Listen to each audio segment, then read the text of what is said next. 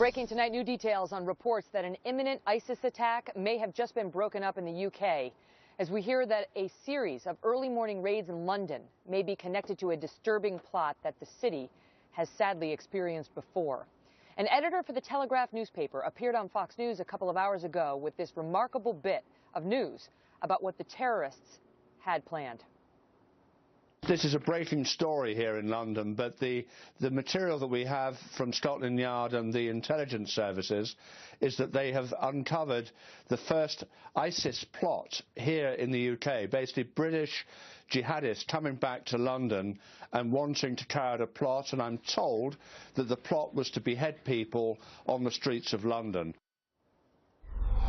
Brooke Goldstein is a human rights attorney and director of the Lawfare Project. Brooke, this is extraordinary, as they now say that ISIS is doing the very thing that we feared they would do, recruiting fighters abroad, then sending them back to the homeland, in this case Great Britain, with orders to carry out beheadings on the streets of London. Right. ISIS is doing the very thing that it said it would do. It has come out and stated multiple times publicly that it is training its foreign fighters to come home and carry out terrorist attacks.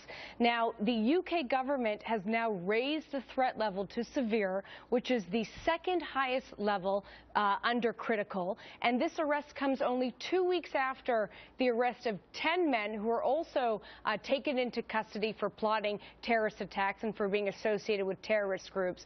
We know that at minimum 500 British citizens are currently fighting abroad with ISIS and other Islamist terrorist groups. But we also know that 250 have already come back to are in England, and the UK police have admitted that they don't know where they are. Could it happen here? God forbid it should happen here, but what we need to do is secure our borders. There is no reason why someone can be detained at a border for not paying duty on perfume, or detained at the border for bringing fruit into the country, and yet our security apparatus in the United States is telling us that they're not going to do the same with people who have been fighting abroad. Not only that, but last night we had a segment with Judge Napolitano where we discussed the fact that the State Department can revoke your passport for being in arrears on your child support, but not for engaging in terrorist acts in Syria. That so is these people incorrect. who have American passports can come back into the country, and the FBI is saying, well, we're going to watch them. We'll watch them. No, that is incorrect.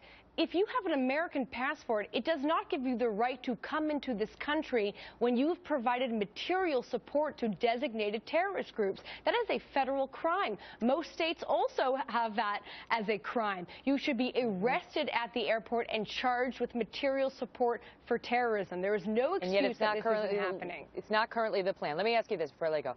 Britain has tried to reach out to these pockets of radicalism within its community to try to de-radicalize some of these Islamists.